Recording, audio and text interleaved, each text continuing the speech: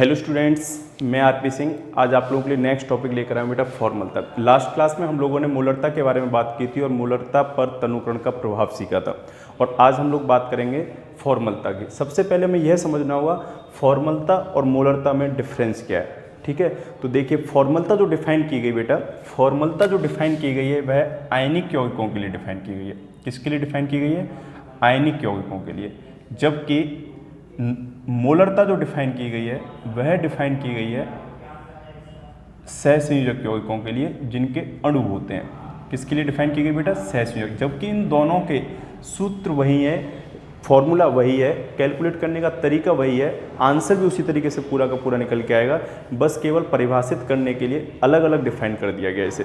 ठीक है, तो आपसे केवल यही क्वेश्चन पूछा जाता है कि भाई फॉर्मलता किस प्रकार के यौगिकों के लिए परिभाषित है। क्या टिक करके आओगे आप लोग? आयनिक यौगिकों के लिए। जबकि मोलरता किस प्रकार के यौगिकों के लिए परिभाषित है बेटा? वह सहसंयोजक यौगिकों के लिए परिभाषित है। आप लोग जानते हो कि यौगिक दो प्रकार के होते हैं इलेक्ट्रॉनों की साझेदारी के आधार पर। ठीक है, कि भाई इलेक्ट्रॉन किस तरीके से वहाँ पे पार्टिसिपेट कर रहा है। पहला यह है कि अगर दो परमाणु एक दूसरे के साथ इलेक्ट्रॉन की शेयरिंग कर रहे हैं, शेयरिंग का मतलब साझेदारी कर रहे हैं, ठीक है, तो वहाँ पर हम लोग कहेंगे सहसंयोजक यौगिक का निर्माण हो रहा है। और दूसरा केस यह है कि दो परमाणुओं के बीच इलेक्ट्रॉन ट्रांसफर हो रहे हैं। इसका मतलब कोई एक परमाणु किसी दूसरे परमाणु को इलेक्ट्रॉन परमानेंट रूप से दे रहा है, तो हम लोग इसे कहते हैं इलेक्ट्रॉन का क्या हुआ बेटा? ट्रांसफर हुआ है। जब इलेक्ट्रॉन ट्रांसफर होते हैं एक परमाणु से दूसरे परमाणु पर, तो आयनिक यौगिक का निर्माण होता है बेटा। किसका निर्माण होता है? आयनिक यौगिक का। तो देखो हमने ये लिखा है यहाँ पर यौगिक दो प्रकार के होंगे, एक सहसंयोजक यौगिक और एक आयनिक यौगिक। तो आपको पता है सहसंयोजक यौगिक का निर्माण किसके आधार पर होता है? इलेक्ट्रॉन की साझेदारी के आधार पर। जबकि आयनिक यौगिकों का निर्माण किसके आधार पर होता है बेटा? इलेक्ट्रॉन के ट्रांसफर करने के आधार पर। ठीक है, इलेक्ट्रॉन यहाँ पर ट्रांसफर होते हैं। जब सहसंयोजक यौगिक होता है तो उसके जो यौगिक का निर्माण होता है तो उससे हम लोग अणु कहते हैं। क्या बोलते हैं उसे बेटा? अणु। जबकि आयनिक यौगिक जो होगा उसके लिए हम लोग क्या बोलेंगे? उसे फॉर्मल सूत्र बोलेंगे। क्या बोलेंगे बेटा? फॉर्मल सूत्र। ठीक, जैसे CO2 का यह अणु है, जबकि NaCl का यह क्या है? फॉर्मल सूत्र या सूत्र इकाई है। क्या बोल सकते हैं इसे? सूत्र इकाई है। तो जब इसका द्रव्यमान हम लोग परिभाषित करते हैं तो इसके लिए बोलते हैं ग्राम सूत्र द्रव्यमान। ग्राम सूत्र द्रव्यमान का मतलब कि एक मोल का जो द्रव्यमान होगा उसे क्या बोला जाएगा? ग्राम सूत्र द्रव्यमान। और जबकि यहाँ पर इसके एक मोल के द्रव्यमान को हम लोग क्या बोलेंगे बेटा?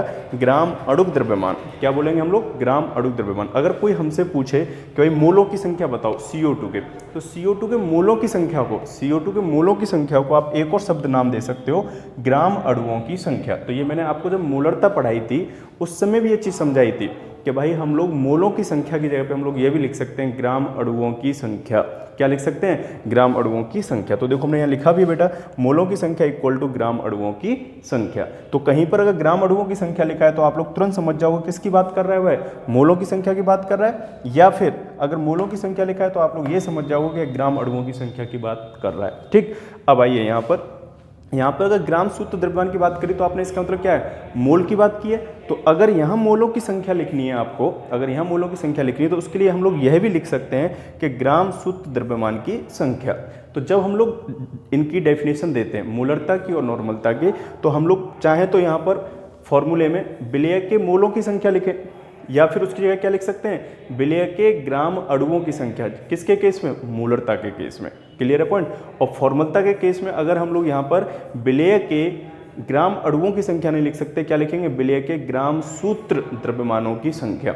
तो मैंने देखा यहाँ पर कि मैंने जो दोनों डेफिनेशन लिखी है वो ग्राम अणुओं की संख्या और ग्राम सूत्र द्रव्यमान की संख्या के रेस्पेक्ट में लिखी है, ना कि मोलों की संख्या के रेस्पेक्ट में। क्योंकि अगर मैं मोल लिखता बेटा तो यहाँ पर भी लिखता विलेय के मोलों की संख्या और यहाँ पे क्या लिखता? विलेय के मोलों की संख्या। तो ये दोनों फॉर्मूले आपको एक ही लग रहे होते, आप इनमें डिफरेंस नहीं कर पाते कि क्या अंतर है।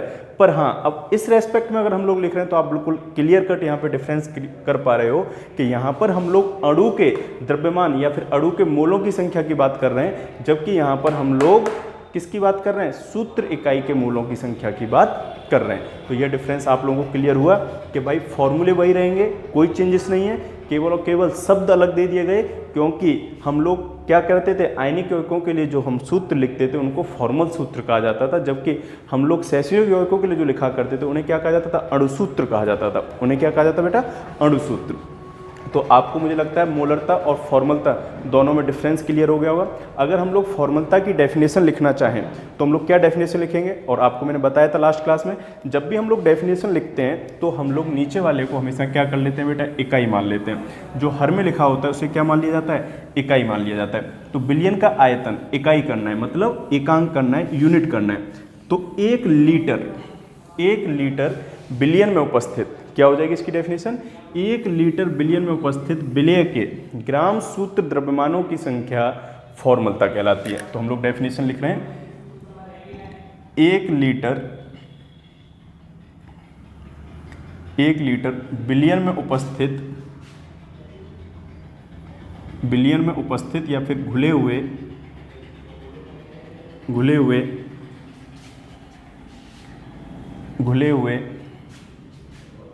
विलेय के ग्राम सूत्र द्रव्यमानों की संख्या बिलियन की फॉर्मलता कहलाती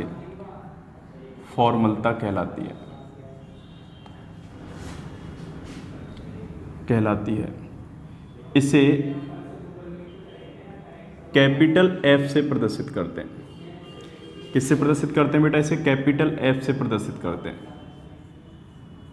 इसे कैपिटल F से प्रदर्शित करते हैं। तो ये आपका फॉर्मलता का क्या हो जाएगा बेटा, सूत्र हो जाएगा। और फॉर्मलता का जो सूत्र है, ये बिलियन का आयतन क्या दे रखा है आपको, लीटर में, और विलेय के ग्राम सूत्र द्रव्यमानों की संख्या, मूलों की संख्या, यही है। और अगर कोई आपसे इसकी यूनिट पूछे तो यूनिट क्या हो जाएगी बेटा, इसकी यूनिट इसकी हो जाएगी, मात्रक जो होगा इसका वो हो जाएगा ग्राम सूत्र द्रव्यमान पर लीटर। ठीक, पर लीटर, यह इसकी क्या हो जाएगी बेटा, यूनिट हो जाएगी। जैसे मान लीजिए एक क्वेश्चन आपको दे दिया, 1.17 ग्राम NaCl, 1.17 ग्राम NaCl को 1000 ml बिलियन में उपस्थित है, 1000 ml बिलियन में उपस्थित है।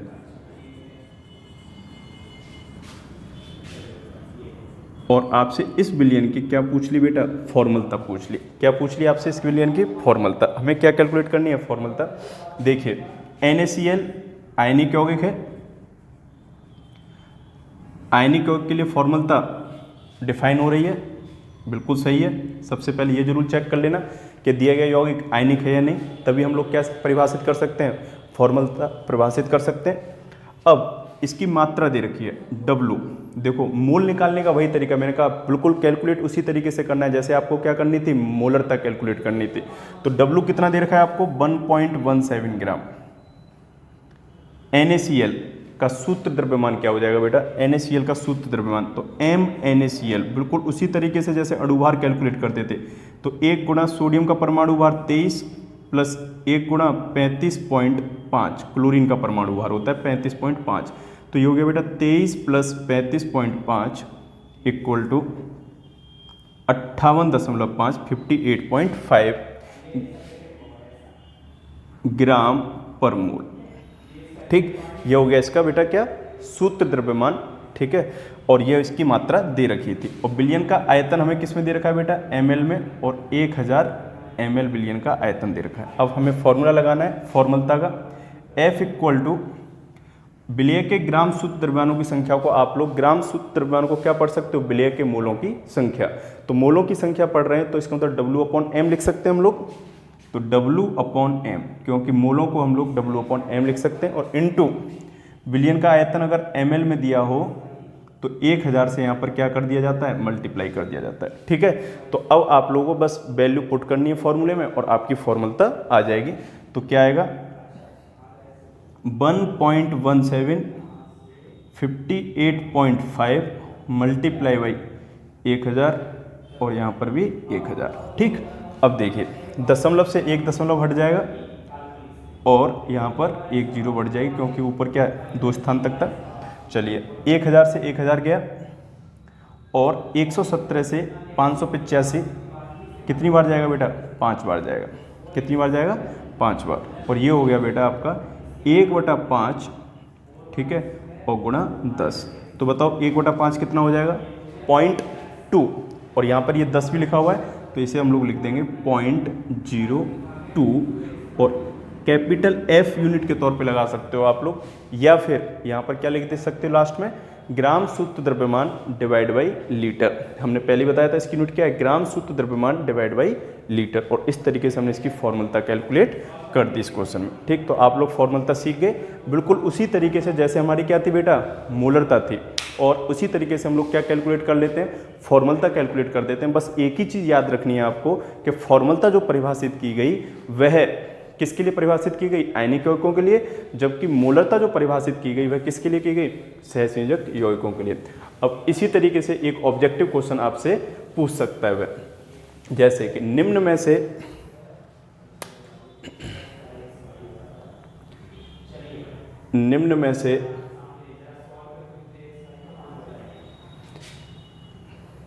किसके लिए फॉर्मूलता परिभाषित है? निम्न में से किसके लिए फॉर्मूलता परिभाषित है? यह क्वेश्चन आपसे पूछ लिया ऑब्जेक्टिव में। ठीक, तो आप लोगों को इस क्वेश्चन का आंसर वीडियो के कमेंट्स में देना है। आप लोग सब अपना आंसर लिखेंगे वीडियो के कमेंट में। ऑप्शन आपको मैं दे रहा हूं CO2, option B urea, option C ammonia, option D magnesium chloride. ठीक, और आप लोग कमेंट बॉक्स में इसका आंसर देंगे कि इनमें से किसके लिए फॉर्मूलता परिभाषित है। ठीक, सभी बच्चे आंसर करेंगे और कल जो नेक्स्ट वीडियो हम लोग यहाँ पर करेंगे और उसी में आपको इसका मैं आंसर भी बताऊंगा, या फिर उसी वीडियो में कमेंट बॉक्स में आपको इसका आंसर बता दिया जाएगा। ठीक, कि इसका सही आंसर क्या है। चलिए, तो मुझे लगता है कि आप लोगों को फॉर्मूलता समझ में आ गई होगी। अगला टॉपिक जो है हमारा बेटा वह है मोललता। क्या है? मोललता। तो हम लोग बातचीत करेंगे मोललता की।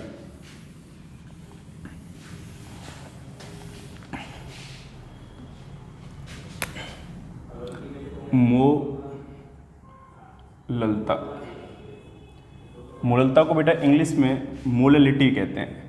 मोललिटी। ठीक, अब देखिए मोललता जो होती है बेटा वह क्या होती है? मोललता बराबर होता है विलेय के मोलों की संख्या। विलेय के मोलों की संख्या डिवाइड बाई विलायक का द्रव्यमान। विलायक का द्रव्यमान किलोग्राम में। विलायक का द्रव्यमान किलोग्राम में। देखिए, आप पहली बार यहां पर विलायक की बात कर रहे हो बेटा। इससे पहले हमने जो बात की थी मोलरता की, उसमें हमने बिलियन लिया था। फॉर्मूलता में भी हमने क्या लिया था? बिलियन लिया था। पर यहाँ पर क्या लिया गया? विलायक। बहुत ही महत्वपूर्ण बात है, ये आपको याद रखनी है। बच्चे अक्सर इसमें क्या कर देते हैं? गलती कर देते हैं। और विलायक का द्रव्यमान लेना है आपको, ना कि आयतन लेना है। ठीक, और जबकि उससे पहले हमने मोलरता में क्या लिया था? आयतन लिया था। फॉर्मूलता में भी क्या लिया था बेटा? आयतन लिया था। तो ये दोनों चीज़ें आपको याद रखनी है। बच्चे अक्सर क्या गलती कर देते हैं? यहाँ पर विलायक की जगह पर बिलियन का द्रव्यमान ले लेते हैं वो। अगर ये बात उन्होंने याद रख ली द्रव्यमान वाली, तो यहाँ पर क्या कर देंगे? बिलियन का द्रव्यमान। या फिर अगर ये विलायक वाली बात याद रख ली तो यहाँ पर क्या कर देते हैं? विलायक का आयतन कर देते हैं। तो इसका मतलब आपको दोनों चीज़ों पर जोर देना है। विलायक का द्रव्यमान, और वो भी किस में लेना है? द्रव्यमान किलोग्राम में लेना है। अब फिर से हम लोग यहाँ पर इसकी डेफिनेशन देते हैं। नीचे वाले को क्या कर लेंगे बेटा? हर को इकाई मान लेंगे। तो इकाई मानने के लिए मतलब 1 किलोग्राम में 1 किलोग्राम विलायक में उपस्थित विलेय के मोलों की संख्या क्या कहलाएगी? मोललता कहलाएगी। तो हमारी डेफिनेशन क्या होगी? किसी विलायक के 1 किलोग्राम 1 किलोग्राम में उपस्थित 1 किलोग्राम में उपस्थित विलेय के मोलों की संख्या, विलेय के मोलों की संख्या मोललता कहलाती है। मोललता कहलाती है। क्या कहलाती है बेटा? मोललता कहलाती है। अब इसको भी रिप्रेजेंट किया जाएगा किसी न किसी से, इसे स्मॉल m से प्रदर्शित करते हैं। इसे स्मॉल m से प्रदर्शित करते हैं। स्मॉल m से प्रदर्शित करते हैं। जबकि मोलरता को बेटा किससे किया गया था? कैपिटल M से। स्मॉल m से हम लोग किसे प्रदर्शित करते हैं? मोलरता को। ठीक, इसका मात्रक क्या होगा बेटा? यूनिट क्या होगी? इसकी यूनिट हो जाएगी मोलों की संख्या। इसका मतलब मोलों की संख्या को मोल में रिप्रेजेंट किया जाएगा, तो मोल डिवाइड बाई विलायक का द्रव्यमान, किस में बेटा? केजी में, तो यहाँ पर केजी। तो इसकी यूनिट हो गई बेटा मोल पर केजी। ठीक, आपको इसकी यूनिट भी याद हो गई होगी आसानी से, मोल पर केजी। जबकि मोलरता की डेफिनेशन जो थी हमारी, वहाँ पर विलेय के मोलों की संख्या डिवाइड बाई बिलियन का आयतन था, तो इसी वजह से यहाँ पर मोल पर लीटर थी उसकी यूनिट, और जबकि इसकी यूनिट क्या है? मोल पर केजी। ठीक, आइए इसका हम लोग फॉर्मूला लिख लेते हैं। यहाँ पर क्या हो जाएगा? मोललता बराबर विलेय के मोलों की संख्या, मोलों को हम लोग n से रिप्रेजेंट करते हैं बेटा, और विलायक का द्रव्यमान, विलायक के द्रव्यमान को हम लोग कैपिटल W से रिप्रेजेंट कर रहे हैं बेटा। किससे रिप्रेजेंट कर रहे हैं? कैपिटल W, और वो भी किस में लेना है आपको?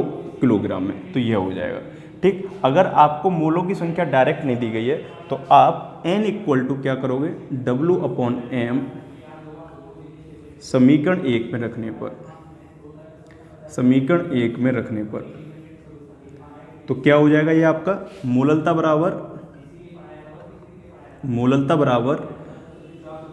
स्मॉल w बटा small m into capital W kilogram में। किसमें बेटा? किलोग्राम में। तो यह फॉर्मूला आपका किसका हो गया? मोललता का। किसके पदों में? जब विलेय की मात्रा आपको दी गई हो। विलेय की क्या दे रखी हो? मात्रा। अगर विलेय के मोल दे रखे हैं तब तो डायरेक्ट आप इस फॉर्मूले से कैलकुलेट कर सकते हो, और जब विलेय की मात्रा दी गई हो तब आप इस फॉर्मूले का यूज़ करोगे। और आपको पता है कि विलायक का द्रव्यमान वह ज़्यादातर केस में आपको ग्राम में देगा बेटा। किस में देगा? ग्राम में। अगर ग्राम में देगा तो हम लोग इस किलोग्राम से इसे किस में कन्वर्ट कर लेंगे? ग्राम में। और हमारा मोललता का जो फॉर्मूला हो जाएगा वह यह हो जाएगा, molality equal to W/m into capital W gram में और मल्टीप्लाई बाई 1000। 1000 से क्या कर दिया जाएगा? यहाँ पर मल्टीप्लाई कर दिया जाएगा। इस तरीके से यह फॉर्मूला हमारा किसके पदों में आ गया? जब विलायक की मात्रा ग्राम में दे रखी हो। और ज़्यादातर न्यूमेरिकल आपके इसी से सॉल्व होंगे। ठीक, और मुझे लग रहा है कि आपको मोललता समझ में आ गई होगी खूब अच्छे तरीके से। अब हम लोग मोललता पर आधारित क्या करते हैं बेटा? न्यूमेरिकल करेंगे। ठीक है, चलिए फ्रेंड्स, हम लोग स्टार्ट करते हैं मोललता पर आधारित न्यूमेरिकल। तो यहाँ पर हमें दे रखा है 10 ग्राम कास्टिक सोडा को 500 ml जल में घोला गया, विलयन की मोललता ज्ञात कीजिए। तो हमें क्या क्या दे रखा है? सबसे पहले वह लिख लेते हैं। Given caustic soda, caustic soda क्या है बेटा? यहाँ पर विलेय है, और विलेय की मात्रा दे रखी है W NaOH। कास्टिक सोडा क्या होता है बेटा? NaOH इक्वल टू W विलेय इक्वल टू 10 ग्राम। इसके साथ साथ हम लोग NaOH का अणुभार भी कैलकुलेट कर सकते हैं, MnOH। तो NaOH का जब हम लोग अणुभार कैलकुलेट करेंगे तो सोडियम के परमाणु की संख्या कितनी है? 1 मल्टीप्लाई बाई 23 सोडियम का एटॉमिक वेट, प्लस ऑक्सीजन का 1 एटम मल्टीप्लाई बाई ऑक्सीजन का एटॉमिक वेट 16, प्लस हाइड्रोजन के परमाणु की संख्या 1 और हाइड्रोजन का एटॉमिक वेट भी 1। और आप इसका एडिशन अगर करोगे तो बेटा यह आएगा 40 ग्राम पर मोल। ठीक, इसके साथ हमने इसका एटॉमिक वेट कैलकुलेट कर लिया। और जल 500 ml दिया है। जल जो दे रखा है बेटा वह विलायक के तौर पर है यहाँ पर एज ए सॉल्वेंट। अगर एज ए सॉल्वेंट है तो हमें यहाँ पर सॉल्वेंट के मास की आवश्यकता थी बेटा। किसकी जरूरत थी? मास, द्रव्यमान। ठीक है, ना कि आयतन के। तो हम लोगों को क्या करना पड़ेगा? इस आयतन को किस में कन्वर्ट करना पड़ेगा? द्रव्यमान में। और उसके लिए मेरे पास एक तरीका है, यह फॉर्मूला D = m/v। तो यहाँ पर हम लोग द्रव्यमान को m ना कहकर कैपिटल W कह रहे हैं, किसके रेस्पेक्ट में, ब्लैक के रेस्पेक्ट में। और W अगर हमें कैलकुलेट करना है तो D मल्टीप्लाई बाई V, कैसे भी करके मुझे D पता चल जाए, किसका, जल का, क्योंकि जल का ही आयतन है और जल का ही क्या होना चाहिए, घनत्व। तो हर बच्चे को याद रखना है ये जल का घनत्व कितना होता है, D जल बराबर 1 ग्राम पर ml। ये आपको याद रखना है, वो क्वेश्चन में आपको देगा नहीं न्यूमेरिकल में, ये आपको याद करके जाना पड़ेगा। और इस वैल्यू को डी की को यहाँ पुट कर देंगे और वी की वैल्यू जो है आपकी 500 ml उसे भी यहाँ पुट कर देंगे, तो आपको डब्ल्यू द्रव्यमान, सॉरी ब्लैक का द्रव्यमान आपको कैलकुलेट हो जाएगा। तो डब्ल्यू इक्वल टू क्या हो जाएगा, 1 ग्राम पर ml multiply by 500 ml, ml से ml क्या हो जाएगा, कैंसिल, और ये हो गया बेटा W इक्वल टू 500 ग्राम, ठीक, 500 ग्राम। ये आ गई आपकी बेटा ब्लैक की मात्रा। अगर ब्लैक की मात्रा आपको पता चल गई तो आप मोललता कैलकुलेट कर सकते हैं। मोललता इक्वल टू हो जाएगा स्मॉल w बटा small m into capital W gram में और मल्टीप्लाई बाई 1000, ठीक।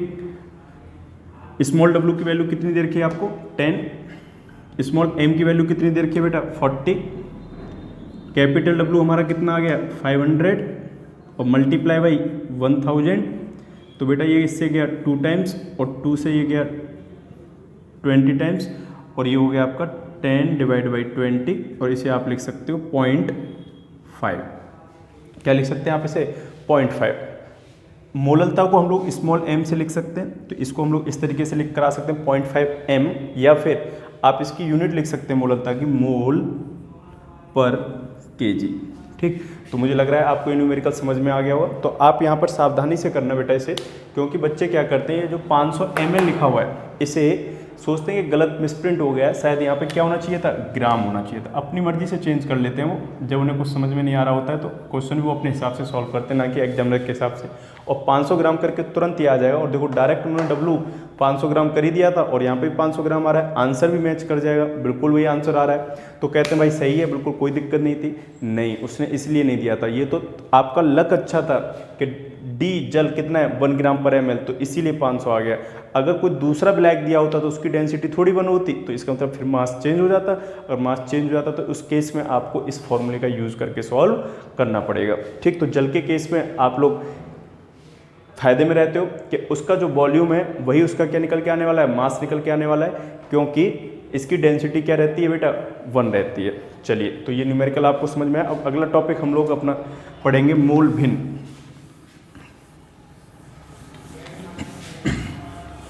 देखिए, जो नेक्स्ट टॉपिक है बहुत ही महत्वपूर्ण टॉपिक है मोल भिन्न, और जितने भी अभी हम टॉपिक्स पढ़ रहे थे उनसे थोड़ा सा अलग हटके है, क्योंकि यहाँ पर हम लोग हमेशा किसकी बात कर रहे थे, आयतन या फिर मात्रा की। यहाँ पर हम केवल और केवल मोल की ही बात करेंगे।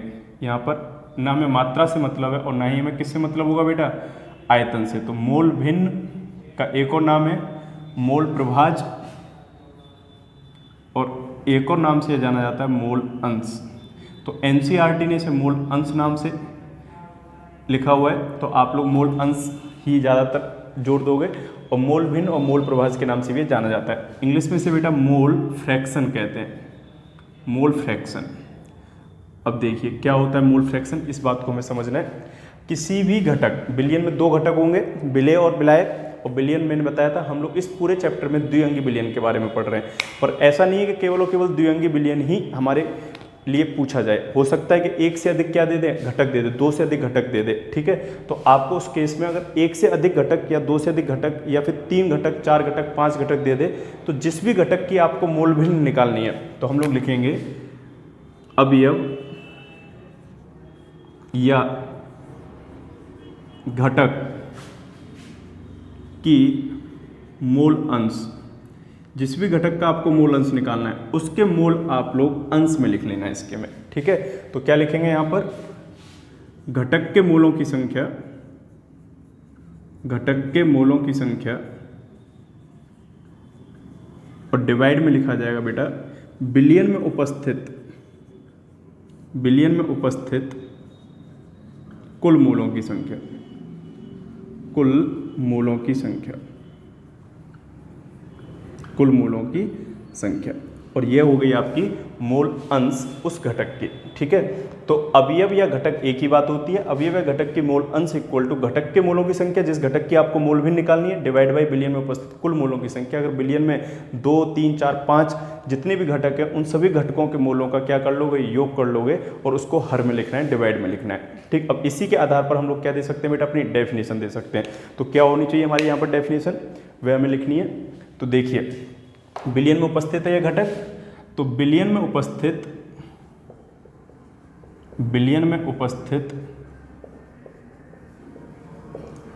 किसी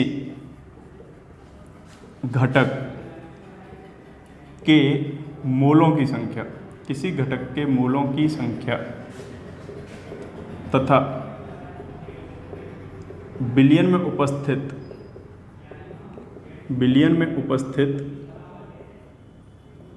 कुल मोलों की संख्या, बिलियन में उपस्थित कुल मोलों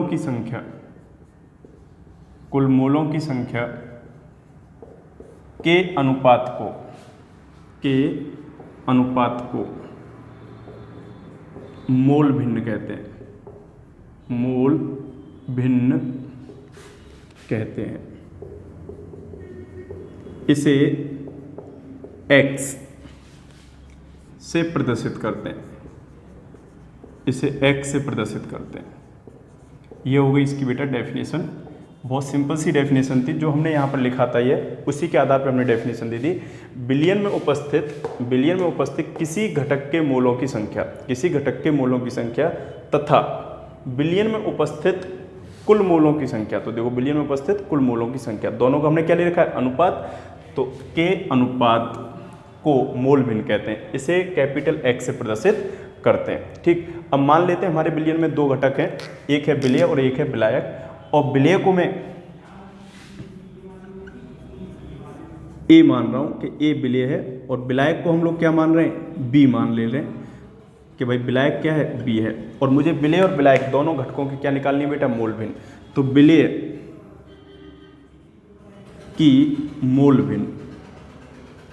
की मोल भिन्न क्या हो जाएगी, विलेय के मोलों की संख्या। अच्छा, विलेय की मोल भिन्न को हम लोग रिप्रेजेंट किससे करेंगे, देखो x लिख लिया, मोल भिन्न को हम लोग x से रिप्रेजेंट कर रहे हैं। अब विलेय को हमने a माना है, तो यहाँ पर सफिक्स में क्या लिख देंगे बेटा, a लिख देंगे। ठीक है, xa इक्वल टू जो विलेय के मोल हैं वह आपने मान लिए बेटा Na, और जो विलायक के मोल हैं वह आपने क्या मान लिए, Nb। जब आप लोग बोर्ड में लिख कर आओगे तो वहाँ पूरा आपको स्टेटमेंट लिखना पड़ेगा। माना कि किसी बिलियन में विलेय A के Na मोल उपस्थित हैं तथा विलायक B के Nb मोल उपस्थित हैं, तो विलेय की मोल भिन्न इस तरीके से, ऐसे नहीं लिख के आना है बस एरो बनाकर, ये मैं आपको समझा रहा हूँ, इस तरीके से नहीं लिखना है बोर्ड में पूरा स्टेटमेंट के रूप में लिख के आना है। ठीक है, तो विलेय की मोल भिन्न XA बराबर किसके मोल लिखने पड़ेंगे आपको अंश में, जिसके आपको मोल भिन्न निकालनी है। किसकी निकाल रहे हो, विलेय की, और विलेय के मोल हमने क्या माने, Na, तो यहाँ पर Na लिख लिया। डिवाइड में क्या लिखते हैं, बिलियन में उपस्थित कुल मोलों की संख्या, और हमने बिलियन द्विघटक मान रखा है कि केवल और केवल विलेय और विलायक है मेरे पास, और Na और Nb उनके मोल हैं, तो इसका मतलब total mole Na plus Nb हो जाएंगे, और ये हो गया हमारा इक्वेशन नंबर 1। इसी तरीके से हम लोग क्या निकाल सकते हैं, विलायक की मोल भिन्न। तो विलायक की मोल भिन्न क्या हो जाएगी बेटा, विलायक की मोल भिन्न को हम लोग XB से रिप्रेजेंट करेंगे, क्योंकि B को हमने क्या माना है, विलायक माना है। तो विलायक के मोलों की संख्या Nb डिवाइड बाई कुल मोलों की संख्या Na प्लस Nb, और ये हो गई बेटा आपकी किसकी मोल भिन्न, विलायक की। अगर समीकरण 1 व 2 को जोड़ दिया जाए, तो समीकरण 1 व 2 को जोड़ने पर क्या होगा, XA plus XB equal to Na upon Na plus Nb plus Nb upon Na plus Nb। आपको पता है कि नीचे हर दोनों के समान है, तो अंश डायरेक्ट जुड़ जाएंगे, तो XA plus XB equal to हो जाएगा Na plus Nb divide by Na plus Nb, और इससे ये कैंसिल, तो XA plus XB equal to 1। इसका मतलब बिलियन में उपस्थित घटकों की मोल भिन्नों का योग सदैव 1 होता है। सदैव क्या होता है, एक होता है। अगर यहाँ पर एक से दो से अधिक घटक होते x A plus x B plus x C, तब भी योग बनी रहता। चाहे एन घटक होते तब भी योग क्या रहता बेटा, बनी रहता। अगर मान लो आपने फॉर्मूले में वहाँ पर क्वेश्चन करते समय एक्स से कैलकुलेट कर लिया, किस फॉर्मूले से, इससे N A upon N A plus N B, तो आप एक्स भी कैलकुलेट करने के लिए इस फॉर्मूले को लगाने की कोई ज़रूरत नहीं है। वहाँ पर आप सीधा सीधा एक्स भी कैलकुलेट कर लाओगे, एक्स भी equal to 1 minus X A. Clear है पॉइंट। तो इस तरीके से हम लोग यहाँ पर पूरा मोल भिन्न के बारे में सीख गए। अब एक छोटा सा टॉपिक और यहीं पे वो पूछ लेता है, मोल प्रतिशत। अगर मोल भिन्न में 100 से गुणा कर दिया जाए, मोल भिन्न में कितने से गुणा कर दिया जाए, 100 से, तो उसे क्या कहते हैं बेटा, मोल प्रतिशत। तो भैया सीधी सी बात हो गई, मोल प्रतिशत बराबर हो गया, मोल प्रतिशत इक्वल टू मोल भिन्न मल्टीप्लाई बाई 100। तो इसको आपको याद रख लेना है। मोल प्रतिशत अगर कहीं कैलकुलेट करवाए तो पहले आपको मोल भिन्न कैलकुलेट करनी पड़ेगी उस घटक की, और उसमें कितने से मल्टीप्लाई कर देना, 100 से। उसी को हम लोग क्या कह देंगे, मोल प्रतिशत कह देंगे। तो मुझे लग रहा है कि आपको यह मोल प्रभाज, मोल भिन्न और क्या कहते हैं मोललता समझ में आई होगी। और अगर इससे संबंधित कोई डाउट है तो आप लोग कमेंट बॉक्स में लिख सकते हैं। अगर ये वीडियो आपको पसंद आए तो आप इसे क्या करें, लाइक करें और ज़्यादा से ज़्यादा अपने फ्रेंड्स में शेयर करें। Thank you.